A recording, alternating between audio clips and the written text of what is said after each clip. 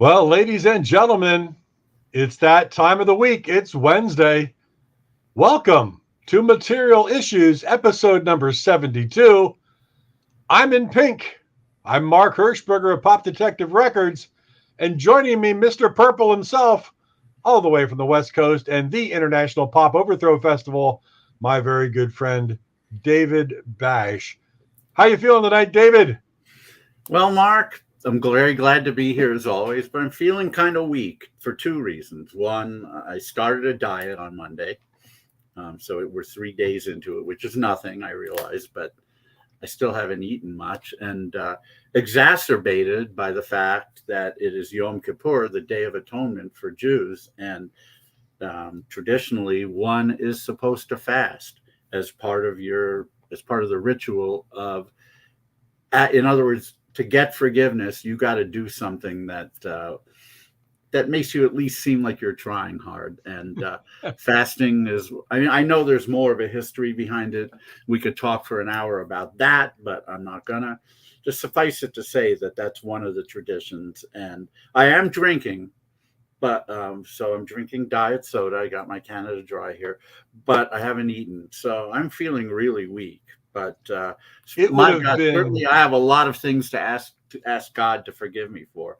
Like here's one right now. God, forgive me for saying the Kiss isn't power pop. Oh no, I'm just kidding, God, because they're not.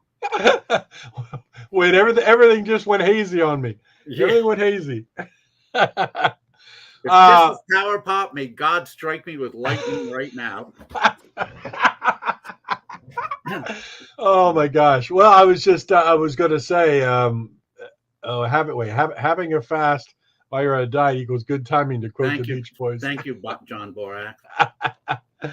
Well, I was going to say, you didn't give up the zero sugar or diet sodas, but No. I'm awfully glad. I was seriously going to bring in a bowl of barbecue potato chips and be munching on them, because we have a pre-show. You and I, we talk for a few minutes before we go live.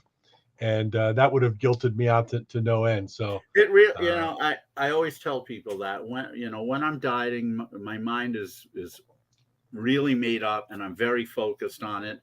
And it doesn't really matter what people are eating in front of me. That has never triggered me in diets. Other things have, like a couple of years ago, I lost 40 pounds in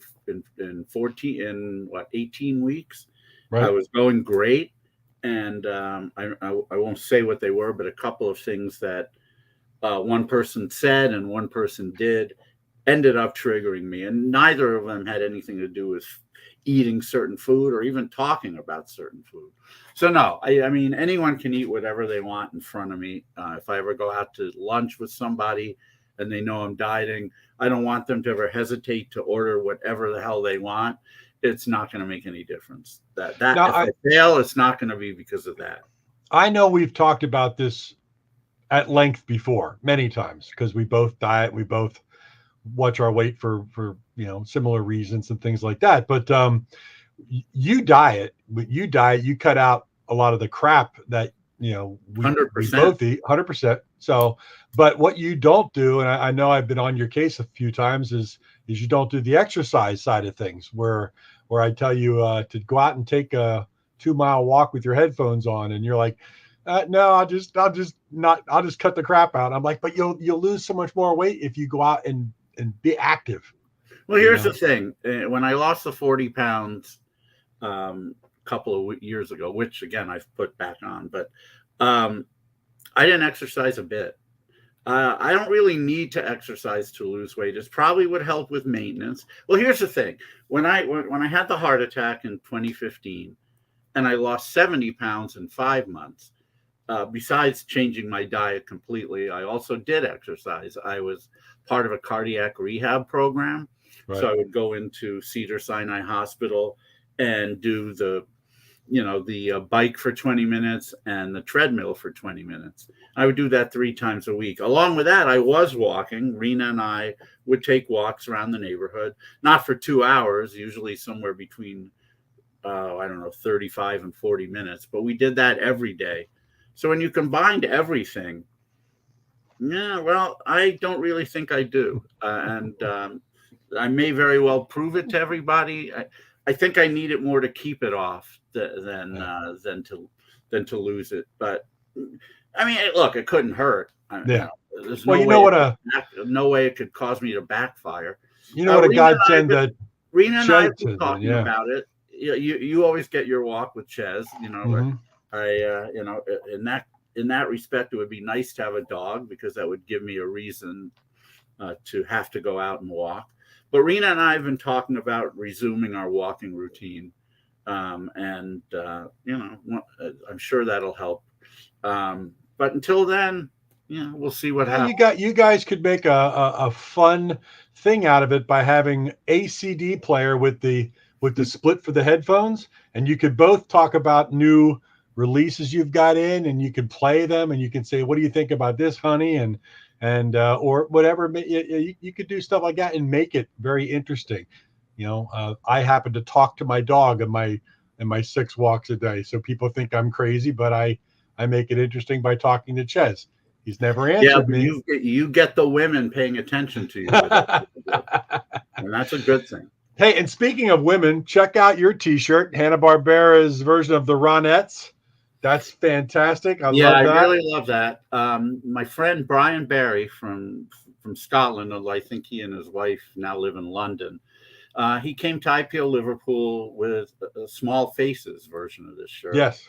And then the Ronettes. And, I said, where the hell did you get that? And he told me. And I got those two. And I forgot, what's the other one I have? Why don't I remember? There's a few. I've got a third one also. There are a few other choices. Yeah. And I've got my Chantrolines. If anybody knows where that's where's from. Chantrolines from? Come on, somebody in the comment. First person who gives the answer without looking it up gets a point from me for whatever the hell. It's a point from me. Nothing. There we go. It's got to be from your memory. Now the people are going. Yeah, of course they are. But then they can't spell Chantrolines correctly that fast. So Hey, there we go.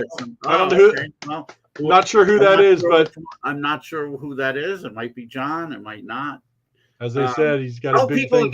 Tell people again, Mark, how you are able to put a name stamp on the It's in StreamYard. You have to join StreamYard as an actual member of StreamYard, and then whenever you watch it on StreamYard, like you're doing via Facebook here or whatnot, then your name will pop up. It keeps it anonymous if you just watch this and just post without actually putting your email and whatnot into StreamYard and joining StreamYard. It doesn't do anything. They don't spam you or anything, but you have to be kind of a member of StreamYard in order for your name to pop up. Yeah. So some of our watchers have done that, and others haven't. We do know at the end when we go into Facebook, we can see who actually. I don't. Well, yeah. In this case, I know who that is. No doubt about it.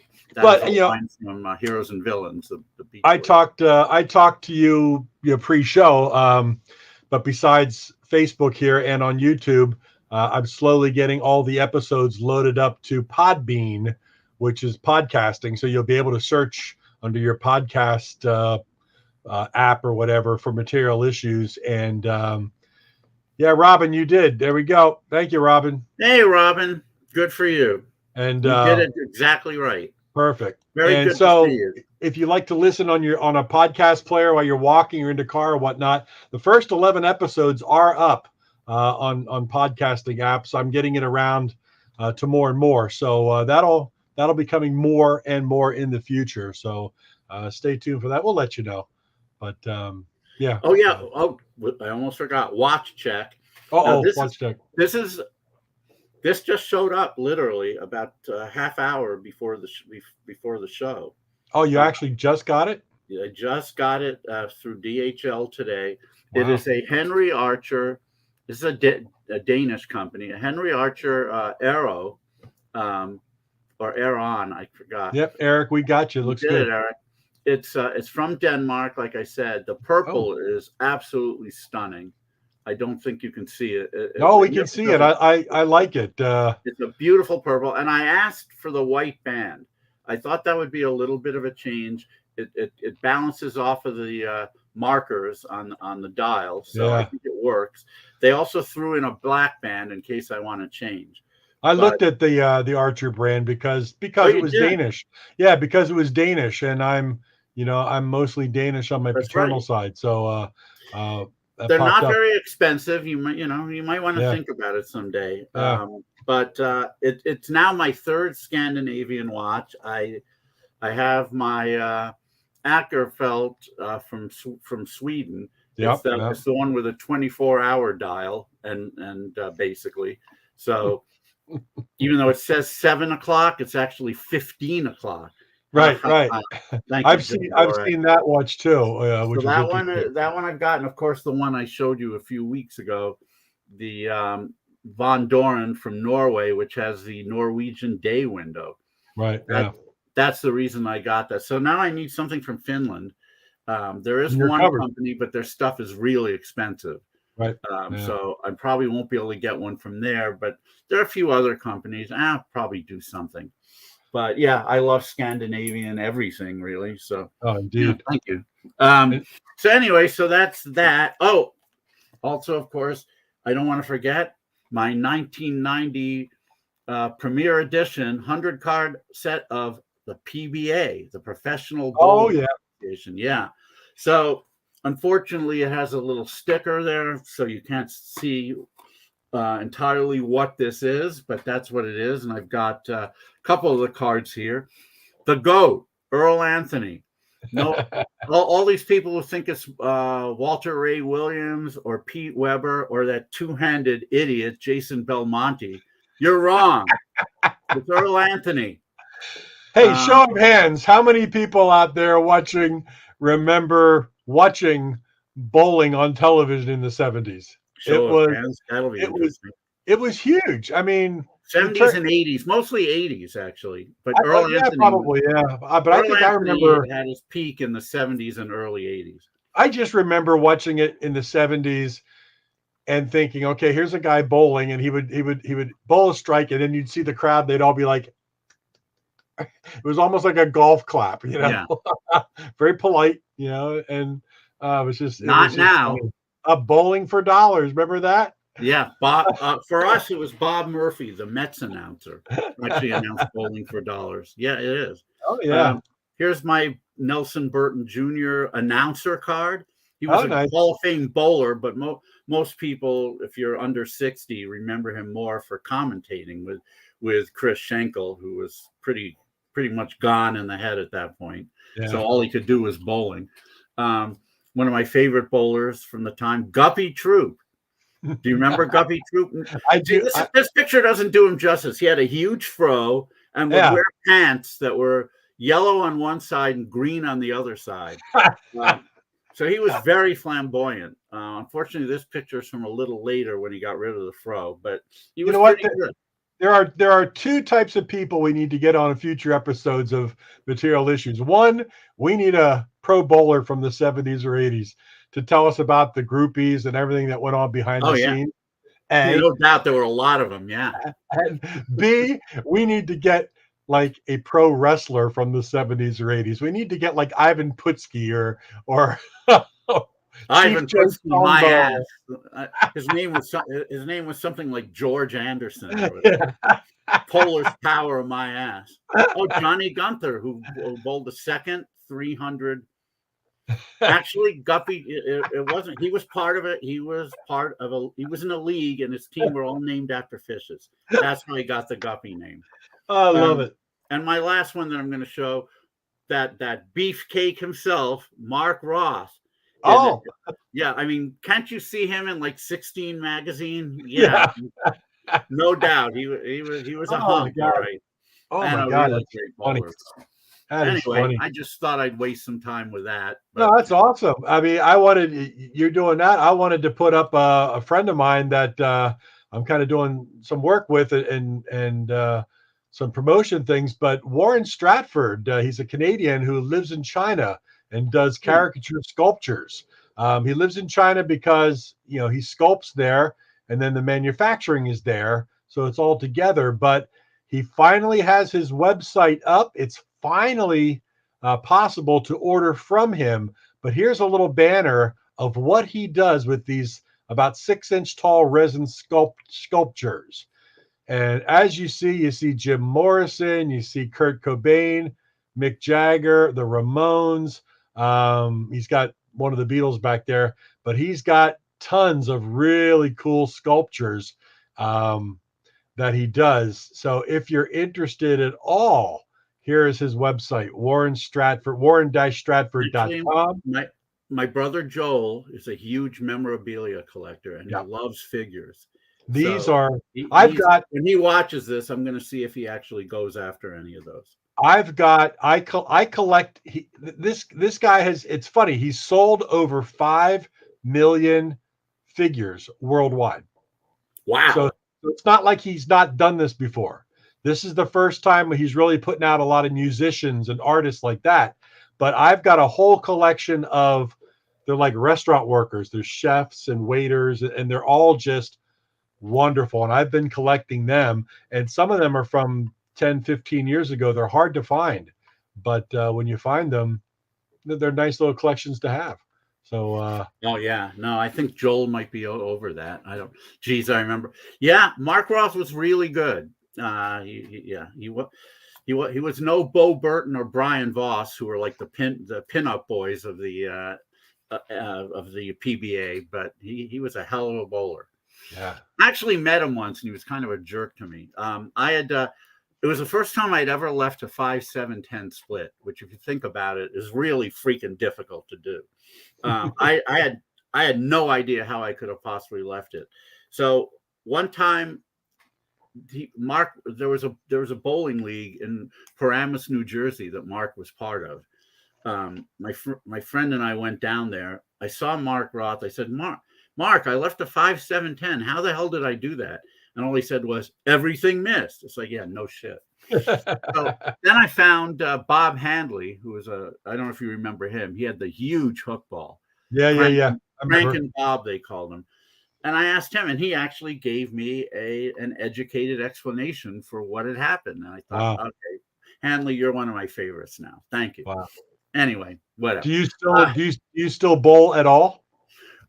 I used to bowl in leagues in the 80s and early 90s, and my average got as high as 198. That was uncommon, mostly between 180 and 190. I was pretty good, but then I started teaching at night and, psychology at college, so I couldn't league bowl anymore. I actually went bowling a few months ago for the first time in, what would it have been, 17 years, and I was awful. I mean, I'm 17 years older. I'm heavier. I haven't bowled in forever. And yeah, I pretty much sucked. But, I'm thinking of trying to get back into it. I think what you need is to get back into it. And I think we need either pictures or video of you wearing pants with a yellow leg and a green leg. All right. If I can find a Guppy Troop model, I certainly will. I think we need to see that. Enough about bowling. You said you had something pretty pertinent here. So what do we got? No, I mean, I just got a bunch of different things. Well, first of all, you hear about Ringo canceling a lot of shows because he's got COVID. And my first reaction was, well, if you think it was difficult to try to get him to autograph anything before when he quit everything, now that he's got COVID, you'll never get anywhere near him for any kind of pictures or autographs. So that was kind of funny. If you ask him for an autograph now, he only puts up one of these two fingers. Yeah. I don't have to tell you which one. But no, yeah, we were talking about food and things like that. And I was thinking today, as I was walking Ches, why are all my favorite foods or foods that I really enjoy that are supposedly very good for you, why are they so hard on your system? If you know what I mean. Seriously, they talk about how great garlic is for you. And when I was a kid, I could eat garlic till it came out my ears and it wouldn't affect me.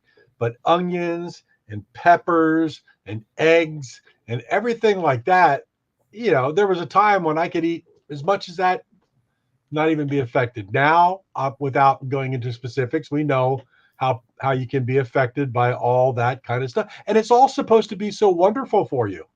But my question is having all that bloating and gas, shall we say, material issue, is that actually okay for you? I mean, most people.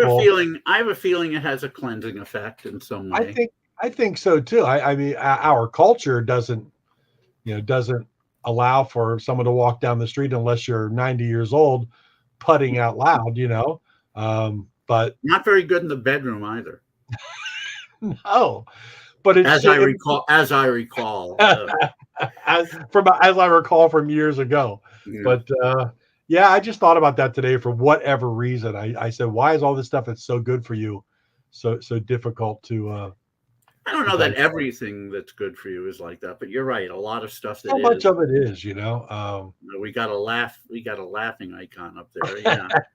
Well, yeah, it is kind of funny, Well, it but is. It's just honest. We talk about these things here, and that came well, into my head today. And on the other hand, you can look at it this way too. A lot of people, will talk about how perfect human beings are physically and everything. It's like, no, we're not.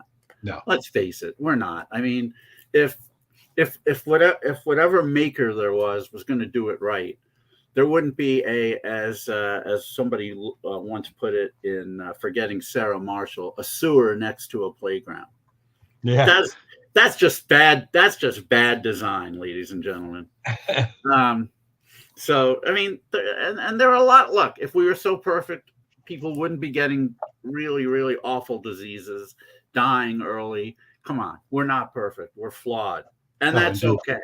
it's But okay. the whole It is. idea of humans are so perfect, especially when a baby's born. No, Well, and sorry.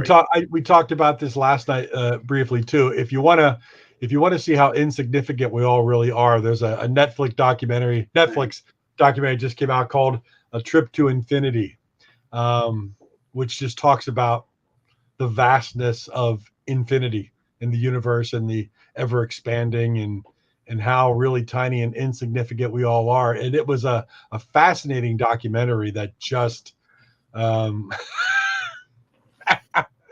that just blew my mind. I've always been fascinated with the cosmos and everything that you're going on, but a lot of physicists and cosmologists, not cosmetologists, John.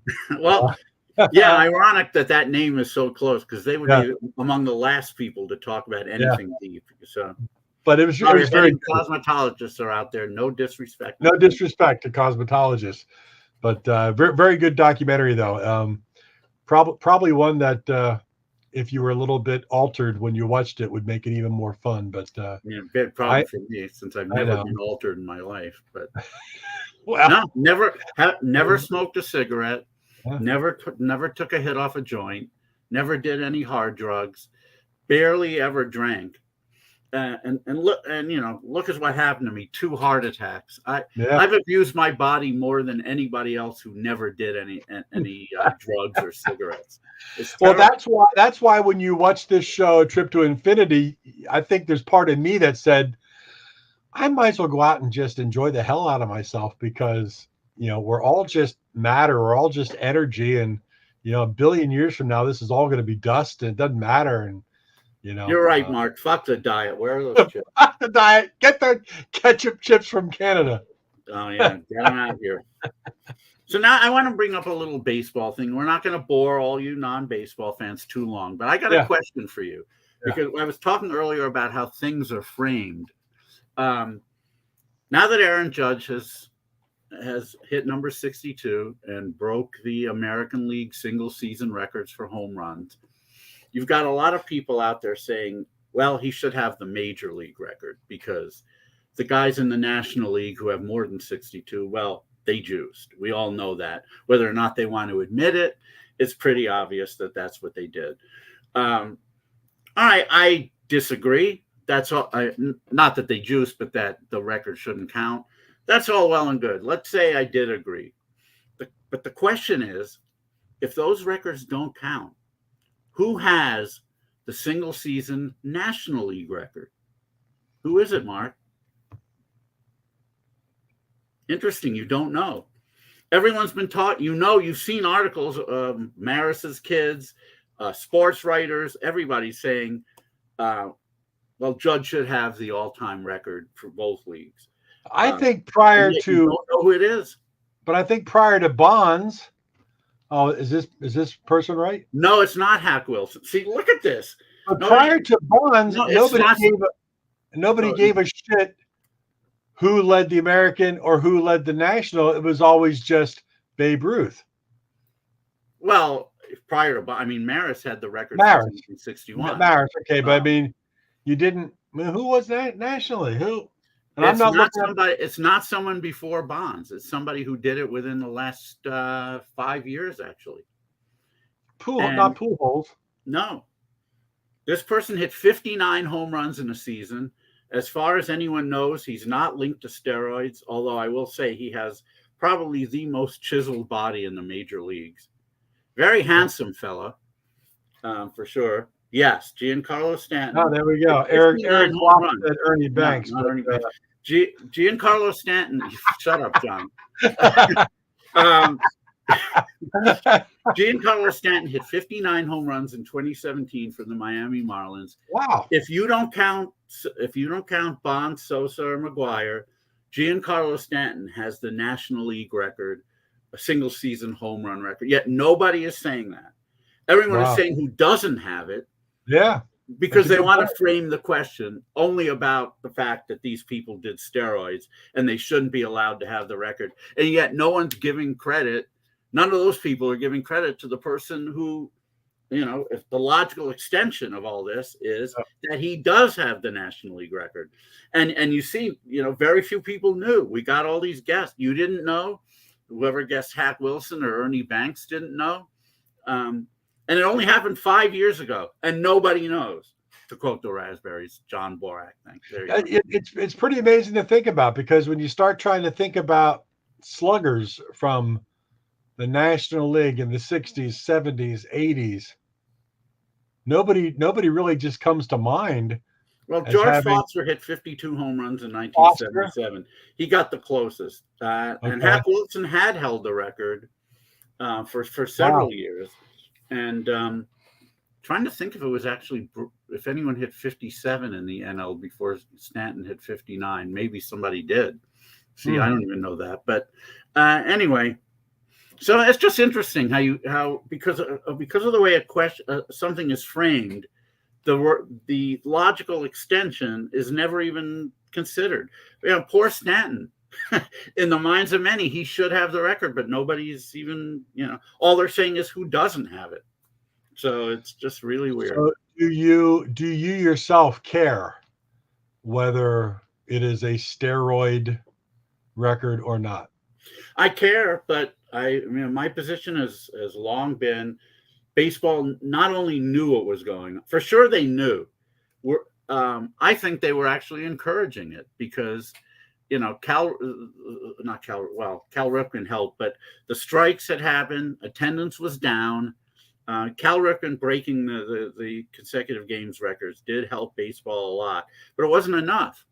And baseball knew. And, again, we know they didn't do anything about it. We don't necessarily know they encouraged it, but they certainly didn't mind. They looked the other way. Oh, sure. They've made their bed. They need to lie in it. Those records count. Whether or not we like it, those records count. There's absolutely no reason why they shouldn't. Well, I feel the same way. In my opinion, I feel the same way. I don't care what these guys want to put in their bodies to make them perform better. You talk about the old days, and those guys drank like fishes. There was rampant cocaine use, even in the 20s, 30s, 40s. They used a lot of substances that we can't even imagine. They had to be jacked up on something. Abe was jacked up on all kinds of things just to get out onto the field on a daily basis. With all the women he was screwing around with, he would have been way too tired to play. Smoked cigars and cigarettes on the bench. Yeah. and he went back and had hot dogs in between innings. You're telling me that he didn't do something to get He out in that had to field? have done something. Yeah, I don't know what. All There that were kind of stuff is. those hot dogs were sprinkled with some. They were sprinkled with some yay, I'm sure. Oh, Yeah, indeed, indeed, and Chicks do dig the long ball, and that was part of it. Chicks and I and think dudes. yeah, we can go, and we can also go into the whole Pete Rose thing. You can talk about his gambling on baseball. That's awful, but he still did get 4,100, whatever. He still has. Well, that's a separate issue. It is My a separate opinion. issue. Well, here's the thing about that. The rule states that if you're banned from baseball, you're ineligible from the Right. Hall of Fame. That's the rule. So until they change that rule, he can't get in. Should that be the case? No. In my opinion, we don't know that he bet on baseball as a player. He probably did, but we can't assume his guilt. So without that, he has those batting records as a player. What he did afterwards has nothing to do with it. Did they throw OJ out of the Hall of Fame because he murdered two? Oh no, wait, he's innocent. Sorry. What am I even talking about here? It's material issues. Oh, they Lord. did not throw him out of the Football Hall of Fame. What he did as a player still stood, as it should have. Yeah. If people want to pretend that they're saints in the Hall of Fame, no. But the thing with Pete Rose is he broke baseball rules. He got banned. He's not eligible.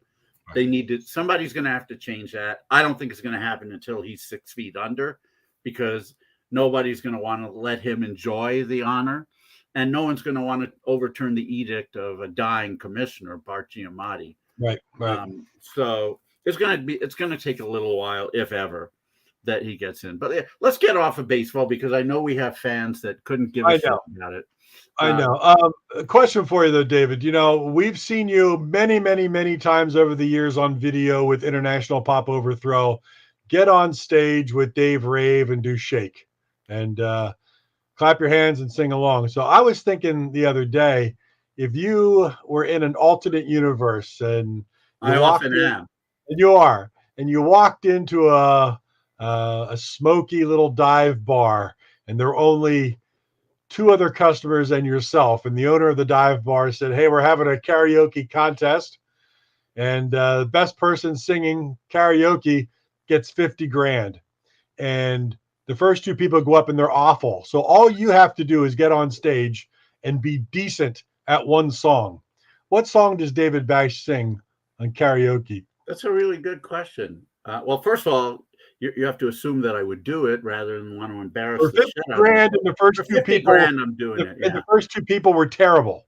They were terrible. So all you got, I would think I would be. Yeah. Right. Exactly. So all you got to do is just be half decent, and you're walking out. That's why this is in an alternate universe, because it's never going to happen. Actually, you give me the right microphone and a song that's in my key, and I actually am half decent. This is John Borick also, not just because I'm wearing the shirt. Would it be My Baby? No. Oh God, I'm trying to think of songs that I've sung that I. Why not? There's a great song. Of course, my range is nothing. It's more like Ricky Henderson's than Bill Henderson. Yeah. What would you be comfortable singing? Let's see. Well, if whatever I answer, you're going to say, then sing it, and I'm not gonna. So, no. Yeah, I don't think I could hit any of his notes, unless somebody took a vice and started squeezing in a particular area. Would it be a standard? Let me think about that. Let me work on that, and I'll answer it next week. And then maybe I will sing at least part of it. All right, cool. Well, I'm not going to sing the whole thing, but I'll find a song that I feel like that I can sing. That's more or less in my range, and we'll go for it. And here's one other question for you, music related. What song makes you emotional?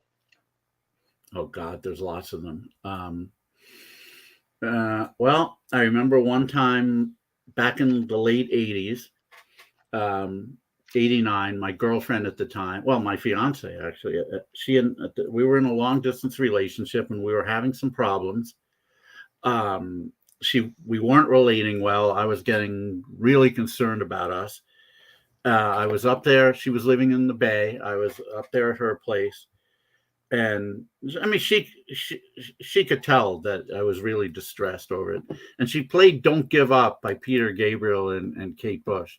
I never listened to the lyrics of that song until then, and when I heard them for only the second time in my adult life, I started crying. Mm. I mean, really crying, not just tears, but Right. the whole bit. As a kid, I cried a lot, and I cried into my teens, and of course, other kids made fun of me for it. So, from one day, I decided I'm not crying anymore. I'm not going to be made fun of for that. And so, as an adult, I haven't really been able to let out. But "Don't Give Up" certainly makes me emotional. There's some of my favorite songs of all time. One kind of obscure one, "One Glass" by Helium Angel. Sometimes I tear up when I hear that. Wow. It's usually a ballad, Yeah. as it would be, even without listening to lyrics. Sometimes just the sound of the song may make you start tearing. What about you? Like Dead Kennedys, Too Drunk to. No, I mean, Yeah. Well, no. I mean, if you remember the times you were too drunk to fuck, that might make you cry. I can see that. No, we've discussed briefly before what the song Shannon by Henry Gross does to me. Yeah, Takes me right back to junior high when I was rejected by any pretty girl that I asked to dance, sitting up in the corner of the gymnasium, and for whatever reason that song came on. And when I hear that today, I get emotional because it just takes me back to that moment in time when, I felt useless, but the day my mom passed away, I heard a song just randomly. I heard it by Raul Malo of the Mavericks, and it was called "One More Angel," and it was about somebody dying. And one more angel is up in heaven now, and it killed me. And you don't hear that song anywhere, but to this day, I can put it on because I had to get it right away, and sure, it just makes me dissolve into just get me a towel, let me just crawl in a corner, and of course. Anything that's connected to that kind of a situation. My Love, My Life by ABBA. That's another one. Oh yeah, they definitely start. Thank you. They definitely start tearing up. But no, the only time I full on cried to a song was "Don't Give Up," because Kate Bush sings "Don't Give Up, You Still Have Us," and I just lost it right then when she did that. But anyway, what time is it? What time is it? I think it might be time to play Stump the Bash. Stump the Bash. Stump the Bash. Stump the Bash. Stump the Bash. Oh, ladies and gentlemen, it's time to play Stump the Bash. And if you were here last week, you might have. Oh, there we go. What a voice! You're right, man. You might have heard us talking about what was last week? Chart position number 4. It was chart position number 4, and I killed it. And I said, "You killed it." I said, you know what? It's time for a real challenge now. You're blurry, Mark. Oh, sorry, but as everybody knows, when we do Stump the Bash, this is the years 1965 to 1975. It's an 11-year period, and we go to the Billboard Hot 100, and we pick a random chart position. And David picks 5 of the 11 years. And I give him clues. Clue number 1 worth 5 points, all the way down to the 5th clue worth 1 point. He needs to get 15 points, or we have stumped the bash. But he asked tonight to be a little more difficult, a little higher chart position. And in honor of Aaron Judge, we are going to chart position number 99. Oh, I don't even get to choose. Okay, 99. Yeah. Barbara Feldon chart position. The Barbara Feldon chart position. Another position I would have liked to get in. Where's my Groucho cigar? Yeah. Speaking of Groucho, we had David Leaf on a couple weeks ago. Look at the archives. He did a wonderful Marx Brothers documentary. So, David, 1965 to 1975. Pick out a year, and I'm going to warn you right now. This is going to be a tough one for you. And I'm not going to try to skate by only picking 70s years when I actually heard all these songs as they were happening. Yes. The 60s years, I've heard a lot of the top 100 over the years. Of course, I've studied up on some of it, not recently, but because I want this to be pure. I don't want to study the charts. I have to preface, writing these clues, some of these, because they were, chart position 99. There wasn't a whole lot of clue to work with because some of them weren't that popular. But you're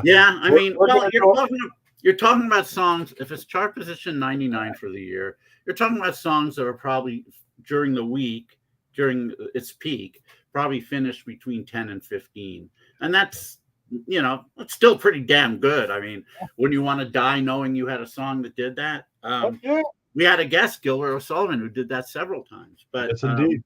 Indeed. But so those are songs that weren't played heavily in rotation on radio stations generally. I mean, of course, a song like that could have been number one in your city, but or it could have not been played in your city at all. So if you get 15 points, you're going to be it's going to be hats off, and it's going to be tough. What year are you going to start with, my friend? Well, I'm gonna challenge myself here and say 1967. All right, let's find 1967. We're writing it down. 1967 chart position number 99. And here's clue number 1 for 5 points. This track was written by Tony Hatch and Jackie Trent and released in April of 1967 on the Warner Brothers label in the USA. Well, I have a feeling that I know who the artist is, but I don't know. This is 1967. Oh, 1967. I'm trying to remember what year this song might have come out. Like I said, given the clues you gave me, I'm pretty sure I know the artist. And it's a she, if I'm right, but I don't remember all of her hits. Or I should say, I don't remember all of the years that her hits came out. 67. What? Oh shit! This may be the one song of hers I don't remember. Because I'm thinking of, and again, I could be wrong. It may not be a her, but again, I think it is.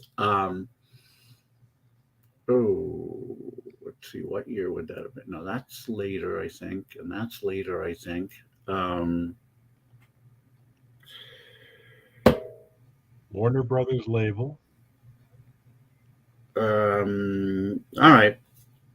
It might be the wrong song, but I think I have the right artist. Don't Sleep in the Subway by Petula Clark. I'm leaving. Oh, really? I'm leaving. Wow. 5 points. Thank God. Don't Sleep in the Subway by Petula Clark. Do you have little earphones in your ears? And is I swear to God, I don't. Giving you information. My God. I know Tony Hatch wrote a lot of songs for Petula Clark. I know she was on Warner Brothers. All we told you was Tony Hatch and Warner Brothers. Thank you for that. And you figured that out. Holy cow. I thought about things like "Don't Give Up" by or "Color My World," but I'm pretty sure those were later. I think like 68 or 69, and they weren't quite big. Don't Sleep in the Subway. I would have thought that did better than 99 for the year, but it didn't.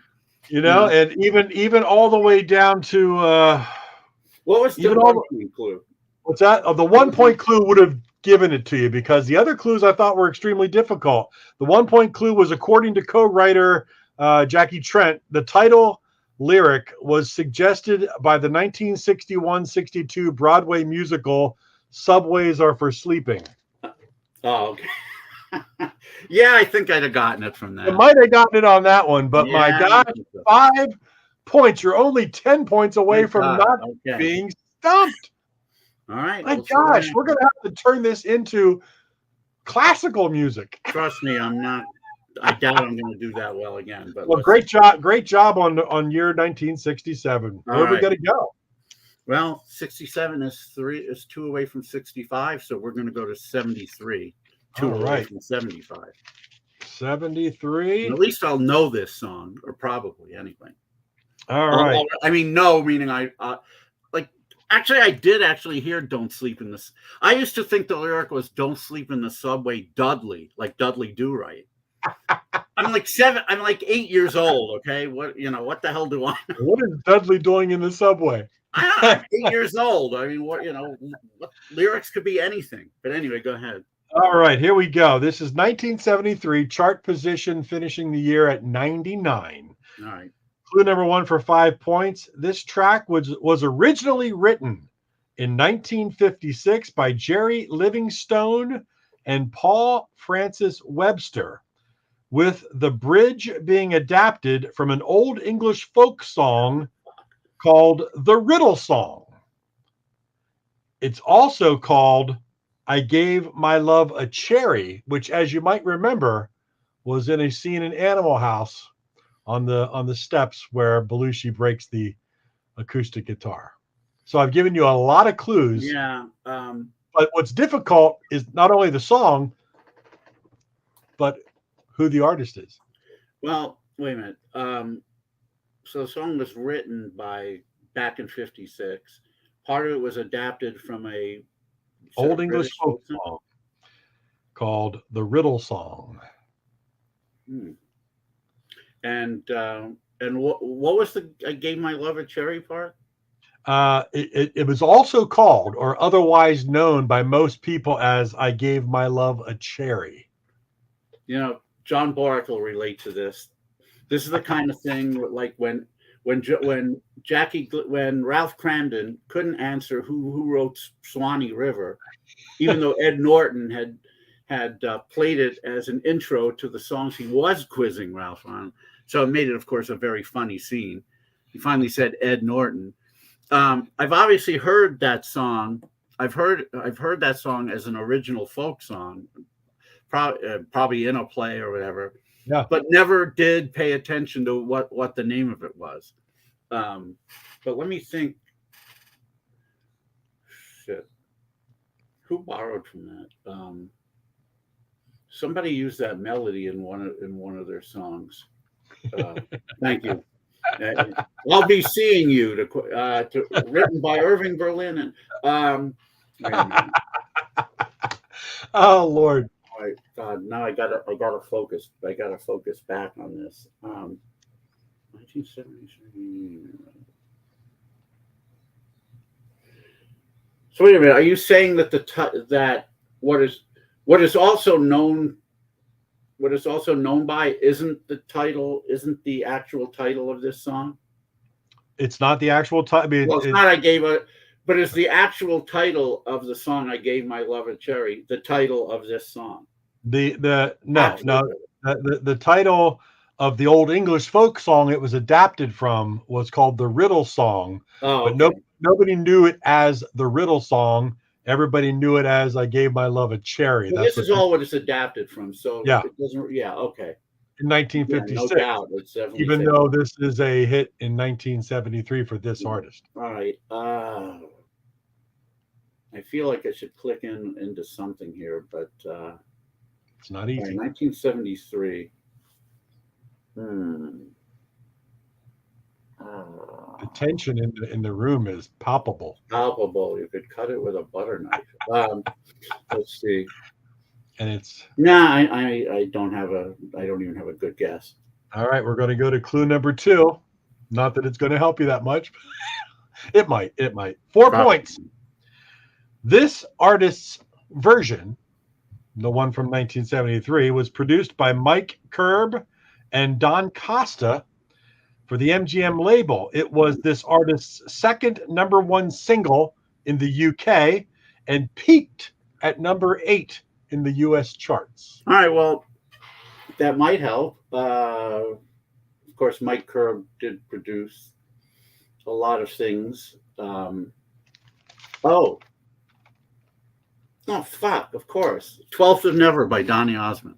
How did I not get that on the first clue? I thought the only thing I thought with that first clue is if you started humming, I gave my love a cherry.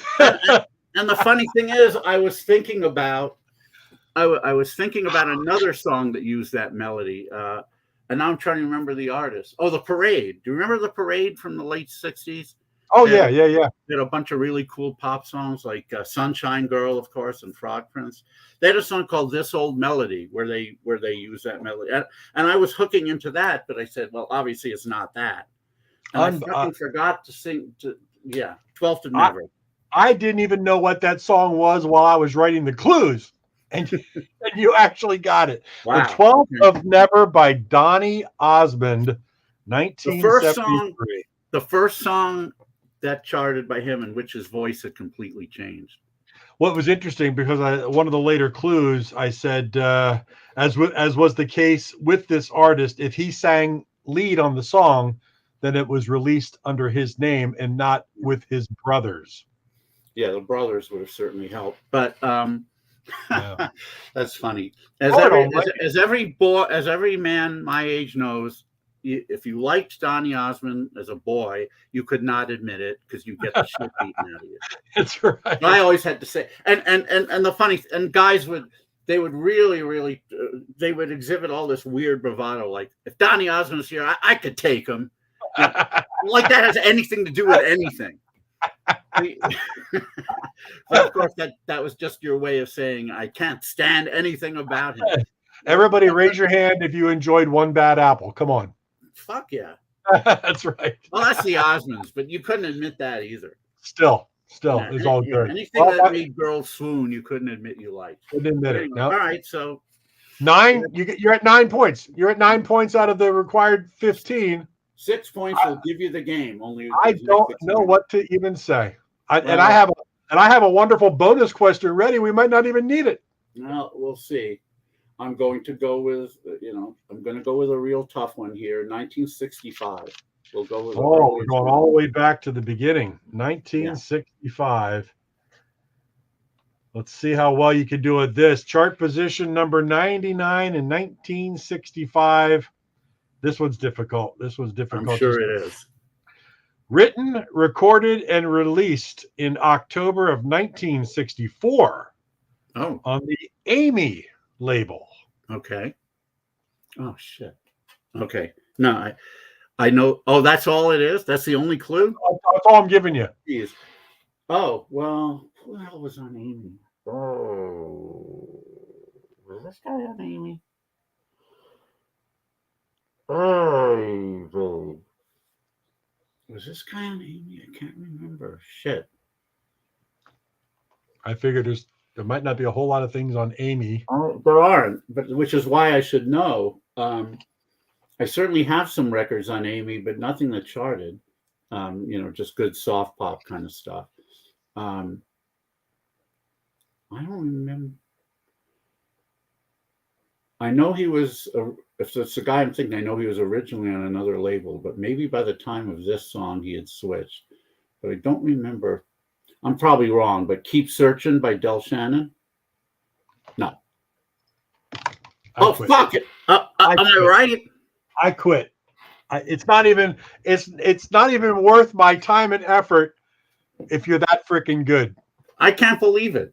Keep Searching will follow the sun. It's a great song. It's my favorite Del Shannon song, except all I gave you was the year and the Amy label. How did I don't know. Well, again, I'm sure Donnie would admit to loving himself. Holy cow. You're all right. So my God. I'm speechless. You're at 14 points. All you need I should fast more often. You should fast more often. I think your brain cells are firing like crazy. I got to do the Mike Love cleanse, which means I'll That's amazing. Straight jacket a couple of months from now, but chart position 99, and all you knew was it was the Amy label. But I also knew that Keep Searching finished around number 8, number 9, and you had to know that Del Shannon was on the Amy label. I didn't see. I thought of his earlier records, which were on Big Top. Would you have known? I seem to recall that he had switched over to Amy for a bit. Would you have known that he was born Charles Whedon Westover? Absolutely, because he has an album from the late 60s called The Further Adventures of Charles Westover. That was clue number 5. That was clue number 5. That was the last clue. Oh, really? That's the easiest clue? Because for a lot of people, that would That not would be tough. easy. Yeah. Yeah. I mean, because of that album, I would have known that immediately. But Good- anyway, good all right. stuff. Wow. Well, I got to get 1 point out of 2, and wouldn't you watch me not do it? The pressure is on. Now, I can't tell you what years they are, but there are 1 or 2 years here that are extremely difficult that I would say would be Well, like, actually, then you know what? I only need 1 point. Tell me the years that are oh, difficult. no. You're going to pick it. Well, You're going to pick then, all right. No.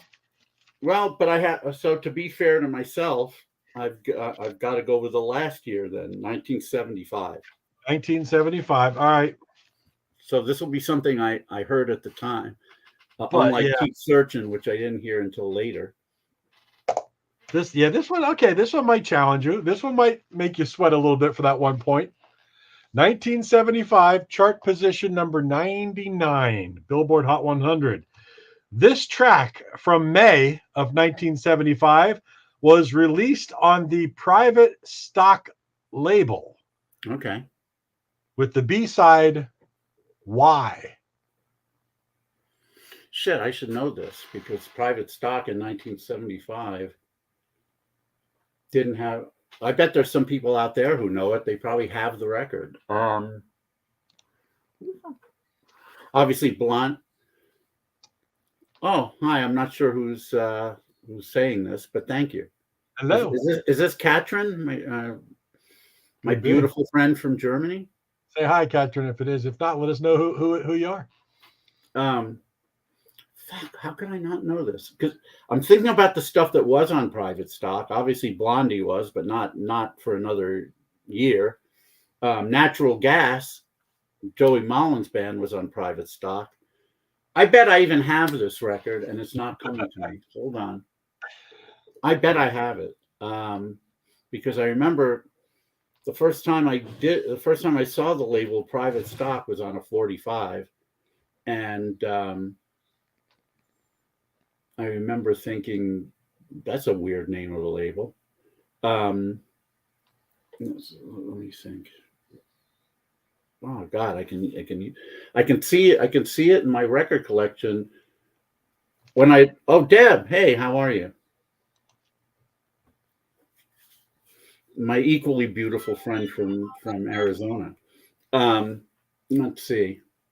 If you pull this one out, I should. This should be the easiest one of the 4 so far. I own this record. I would bet almost anything on it because I have a Private Stock 45 from 1975. I even have a little sticky label thing on it. I put my records in alphabetical order, and whatever this one was had a certain number corresponding to where it was in the alphabet. Oh God, why isn't this not coming to me? Oh wait, no, that's not Private Stock. And he wouldn't have had a hit in 75 anyway. I don't think this is Private Stock. Was it? 1975. I don't think this one was on Private Stock. But I know I had the record. Was Moonlight Feels Right by Starbuck?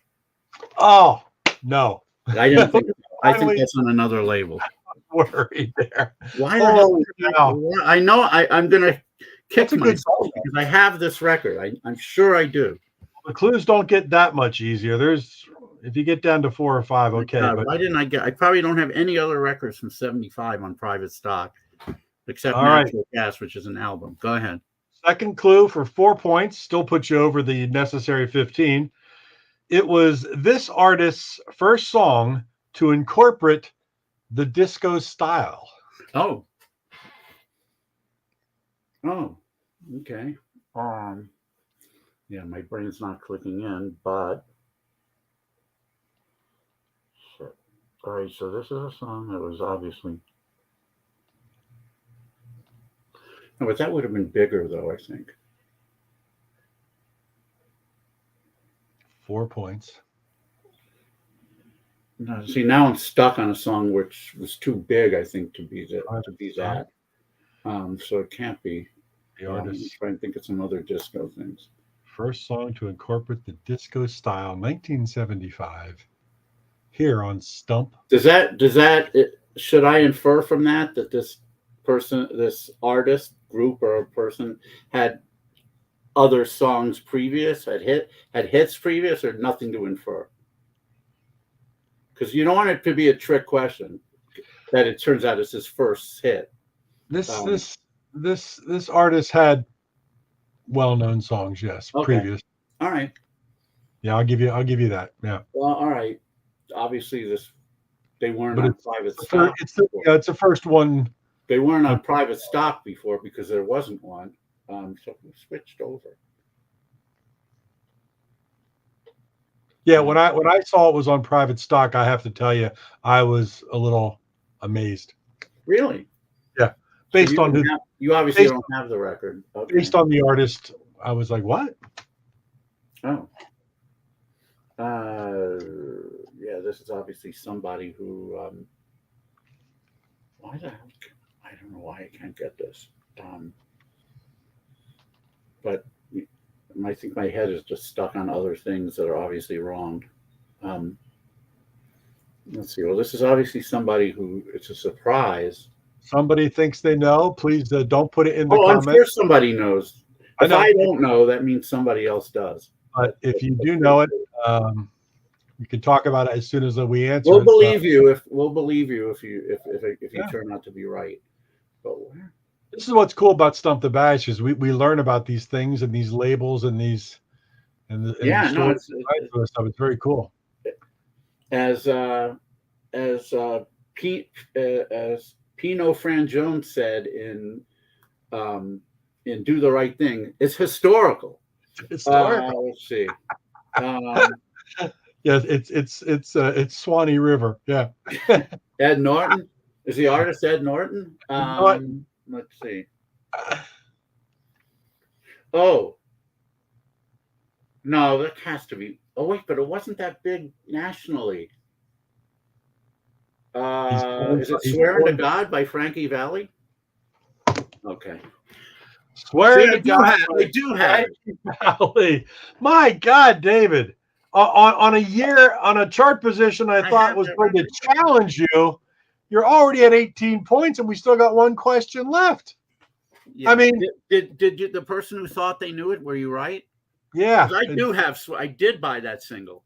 Swearing to God. Here's what gave it to me. That song was huge in New York. Wow. WABC, their top 100 of the year, I think it finished like number 3. But I realized that it only hit number 7. Yep, they got it. Good for you. Number 7. It only peaked at, I think, number 7 nationally. So that threw me off a little bit because I'm amazed. But all right. Yeah, because that one is less amazing that I got than the other ones. The next clue would have been the single runs for just over 4 minutes, but the album version runs for over 10 minutes. I don't think I ever owned that album. So of course, I don't think I knew that. Clue written by Bob Crew. Well, that would have. And Benny Randall would have helped you big time. That would have done it. Yes. Well, my friend, we have not stumped you. The question now is, can you match your 23 out of 25 total by getting a 5 on the last year you select? That's true. I guess I have to do that, don't I? Well, all right. Yeah. I'll give myself a little, my favorite year, which I don't seem to do all that great on. Although last week I did get 4 points on it, but I've never gotten a 5 on my favorite year, 1970. So let's do it. Yep. Going back to 1970. Ooh, wow. Okay. This could be a little tricky one. 1970, chart position number 99.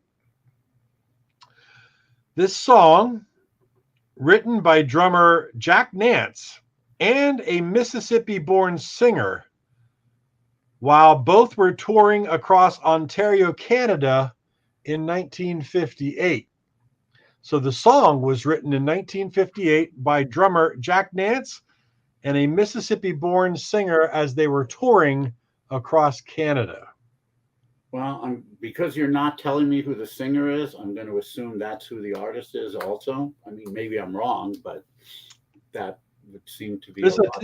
this is just a tough one. This was one of the ones where getting clues was like, how can I put this? Well, I'm assuming that's the artist. So if they wrote it in 1950, and again, I might be throwing myself off, but if they wrote it in 1958, then they certainly were not. It certainly wasn't Donny Osmond.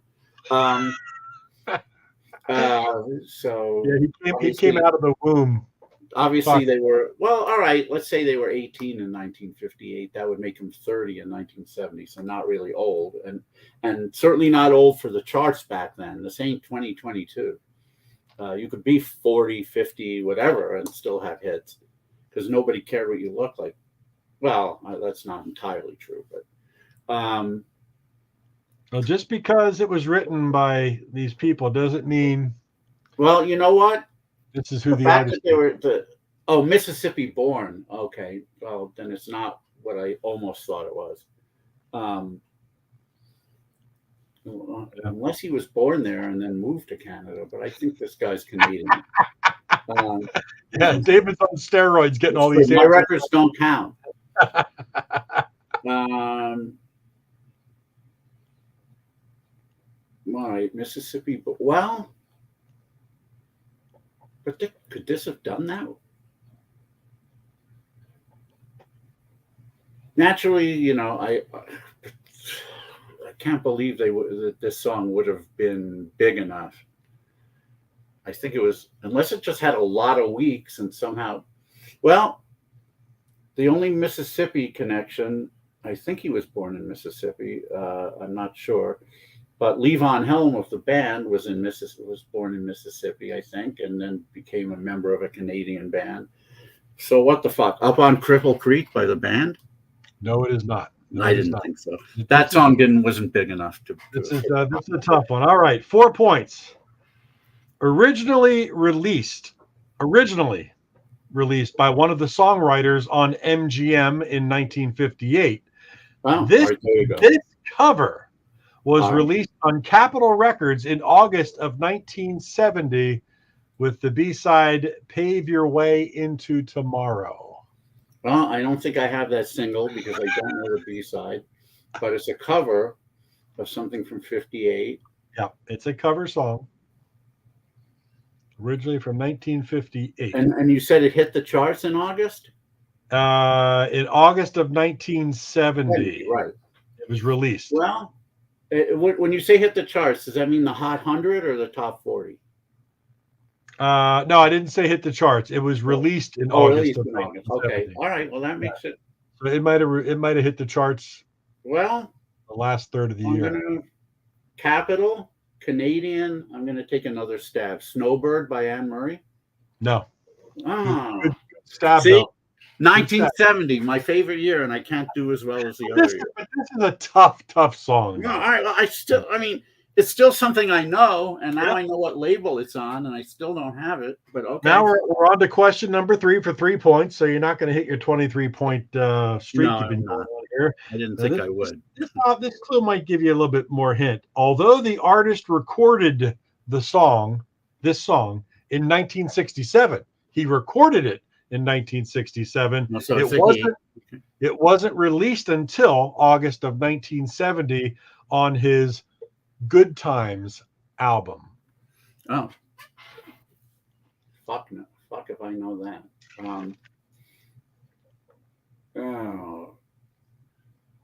Well,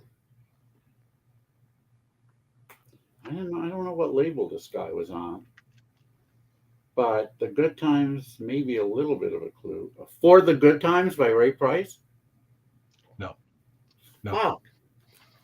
All right, I may get 0. Another 1970s. Oh, you won't get 0. You won't get 0. Okay, I hope not. No, Ray Price wasn't on Capitol, I don't think. The last clue is going to hand it to you because, as I said, clues are tough. Here's clue number 4 for 2 points. This song was originally a hit in 1958. Yeah. And it was the original songwriter's only #1 pop single of his career. The songwriter. 2 people wrote the song. What's that? I thought you said 2 people wrote the song. Right, 2 people wrote the song, but the original songwriter who had the hit with it in 1958. It was his only number one pop single of his career. I don't know why it's not helping me. So it was a number one pop single in 1958. It was number one for the year? in 1958. Well, no, wasn't number one for the year. Yeah, It it just peaked at number one for a given peaked week. at number one. And then it was covered by a lot of people. But this guy's cover made the top 100, number 99 position in 1970. Oh, fuck. What was I'm trying to think of number ones from 58 now. No, I can think of one because I was born on the day it was number one, but If you don't get this 2-pointer, I don't believe that you will only have a chance at 19 points today. I thought I had 19. You have 18. Oh, You have fuck. 2 5s and 2 4s. So There's got to be somebody else out here who knows this. I probably have this record too. I'll bet you do. Damn.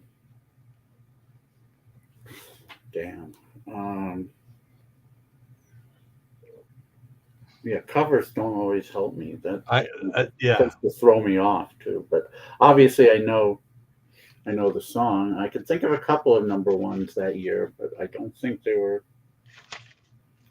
I don't know that they were covered in 1970, or at all. This is a tough one. It's tough. Yeah, apparently, especially in a year that I know really well and love. It's the cover side of things with this one, I think, that really gets you. I would assume I know it's a cover, but maybe I don't. I think you would. You would know. You'd be like, oh shit, okay. Yeah, I'm sure I'm going to say that. Wow. Let me see. Well, we know it's a he, so that should help me a little. Oh, It's Only Make Believe by Glenn Campbell. Oh, you got it. You snuck into 20 points for the night. That's Stump the Bash. all right. The reason that was as tough as it was. Yeah, Conway Twitty. Conway Twitty. The reason it was as tough as it was is that's not a song I heard back then, actually. I didn't hear that until much later. WABC never played, but as I recall, Glenn Campbell's version made it to number 10. Yeah, in the Billboard charts in 1970. But I can't believe you even got that period, because it's just I should have. Well, I'm not going to say I should have had it earlier. I mean, had Capitol, I know Glenn Campbell was on Capitol. I probably shouldn't have made the Ray Price guest, but at least I was in the right genre. I think had you gone to the last clue, you probably would have got it. The last clue was this artist must have had true grit to record this song. All right, yeah. Oh Lord! Well, hey, Glenn Campbell. That's how he introduced on his variety show. Oh my gosh! But my friend, that's 20 points out of a possible 25. You were not stumped again tonight. That was a fantastic total on an extremely difficult. And I'm not ashamed of myself for getting the Glenn Campbell one. I don't. Again, because it's not one that I think about a lot, because I didn't hear it back then. But obviously, I'll tell you what. I'm going to give you this bonus question, and if you can get the bonus question, we're going to give you an applause and add 3 points to your. Is this a baseball question, or is yes, it is. Yes, it is. Oh, all right. Well, it ties into a lot of great on those, but it ties into a lot of things that I'm going on today. But to see how your baseball history memory is, so let's go with one more baseball trivia question to see where you can pull not this something from 2008 by the Tampa Bay Rays. Well, when Roger Maris hit 61 home runs in 1961, Mickey Mantle came in second with 54 home runs. Correct. Can you name 4 of the top 10 home run hitters in the for the season. Both American and National League? American and National League. So Barris hit 61, Mantle hit 54, and there was a tie for 10th. So there's 9 more for 1961 top 10 home run hitters. Can you name 4 of them? Well, if I say no, I'm right, because Right. I mean, if I can't, and in fact I can't, and I say no, I win, don't I? Because Yes, you do. the way you phrase the question, can I do it? If I say no, and The I answer is can't, no, right. but I would say that that's the incorrect answer. Yeah, you and your loopholes. Loopholes. I believe I can. I'll bet you're going to get close. No, top 10. I'm almost certain I can. Well, you got your Norm Cash. Let's say okay, Norm Cash. You got check. you got your Rocky Colavito. Check. You got your Harmon Killebrew. Check. And let's see who else. I mean, there's a number of people it could be. I believe you got your Hank Aaron. No, surprisingly, What? there is no Hank Aaron in the top 10. In the top 10? He was not. In 1960, really? 1961. Oh, that's right. It was 61. I don't know why I thought 60. Whole different year. All right. Well, I guess I only get 4 tries, so I guess I'm wrong. Yeah. Well, then I would think Willie would be in there.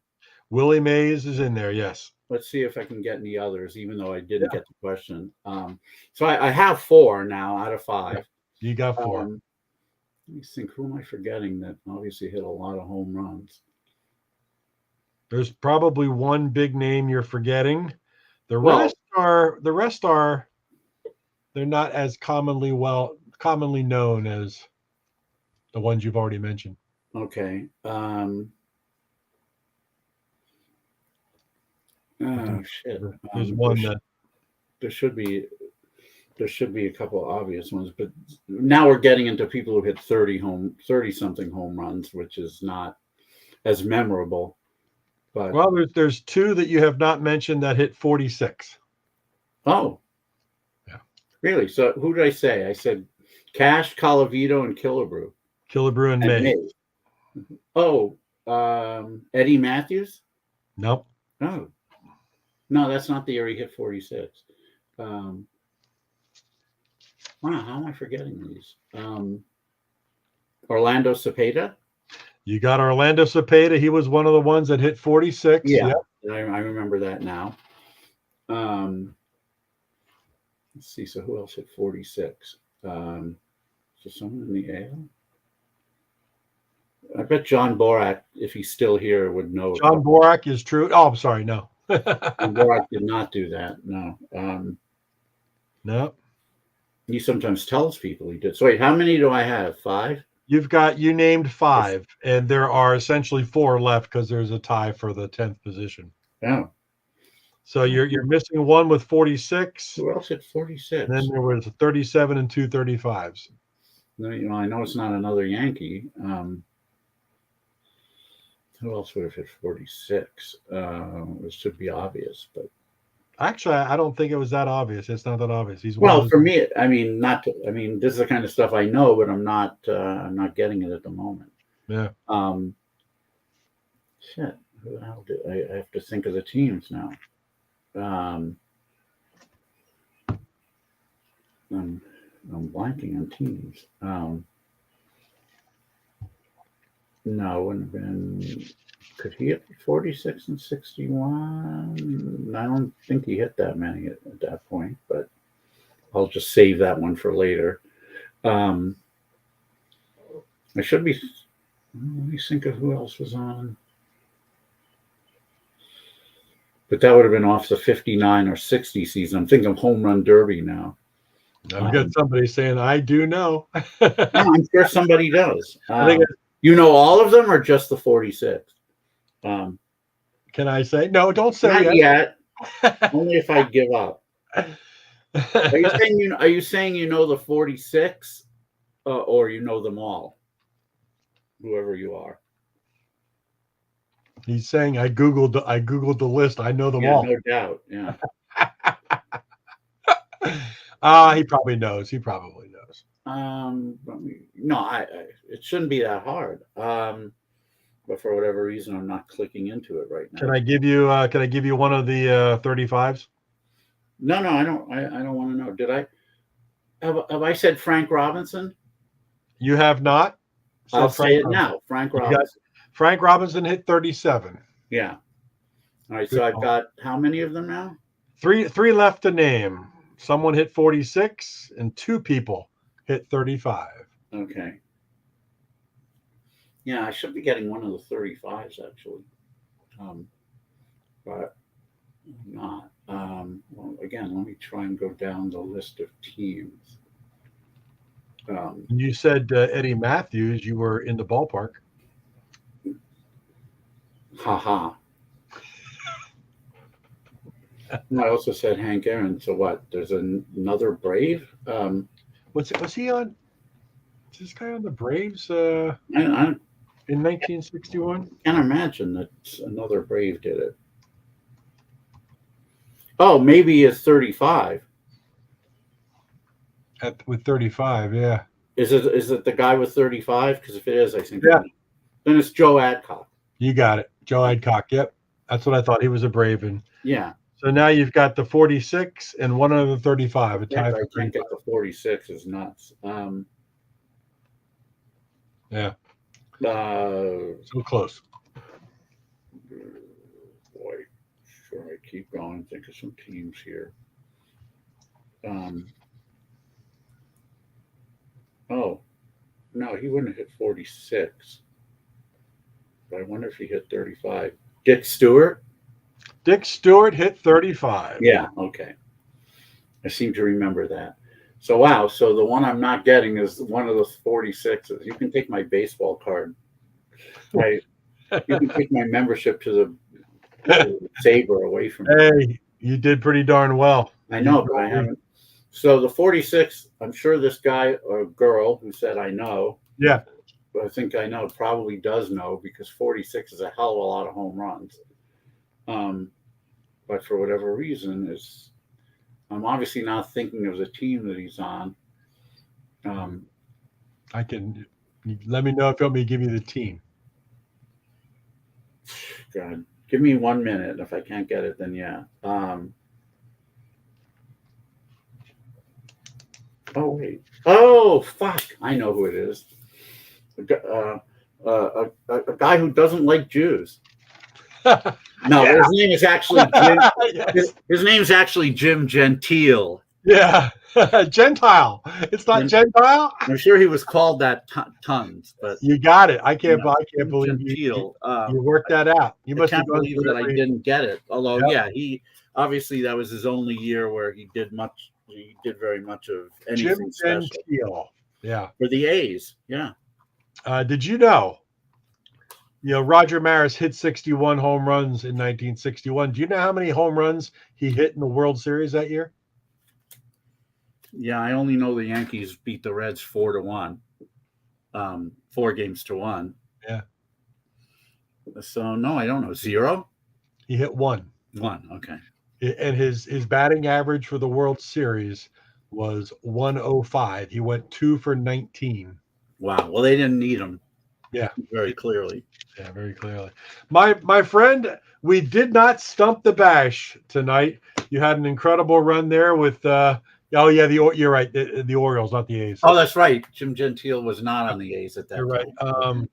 But you had an incredible run to get 20 out of 25 points. Not as impressive as your last couple weeks with 23, but that's chart position number 99. I think it's more impressive given the chart position. It's incredible. I mean, I'm speechless at I'm surprised.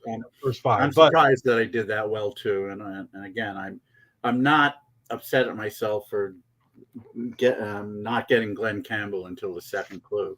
No, If exactly. it was something I had heard at the time, then I would have been, but I didn't hear that one until years later. But this has been one of our longest episodes of Material Issues. We've been having a great time talking about all kinds of things tonight, and of course playing Stump the Bash. So we're absolutely thrilled that everybody stuck around and joined us with the comments. Thank you so much. Yes, thank you all very much. But next week, if our information is correct, we will not have a Stump the Bash because we will have a special guest. Take it away, Mark. Yeah, it's fairly confirmed. I mean, there's one or two things that have to be solidified, but got a great guest next week. Robin Lane, best known for Robin Lane and the Chartbusters. She actually, with the song "When Things Go Wrong," that was the 11th song played on the first day, or 11th video played on the first day of MTV, August 1st, 1981. Wow. So that video was the 11th one honor. played. That's pretty really cool. An honor. And Robin Lane and the Chartbusters, they had 3 albums on Warner Brothers, major label. And why are we having on her now? Well, what an artist, talented artist. Going to be a lot of fun. I mean, besides what she's done in music, she's got a neat history. Her father wrote music for Dean Martin. There's a lot of cool stuff going on, but she has a relatively new album she just released. It's called Dirt Road to Heaven, and it's fantastic. So looks like Robin Lane's going to be here next Wednesday. If you haven't subscribed to Material Issues. You'll get that notification via Facebook of who will be on, most definitely. But right now, we're about 98% sure that. All right, so she'll be on next Wednesday. Right now, I'm working on a potential guest. Well, someone we've seen before, but with somebody that we haven't seen. So there you go. We'll see if we can work out a date with them. I think we will. But it still hasn't been set up. And we both, as always, have irons in the fire.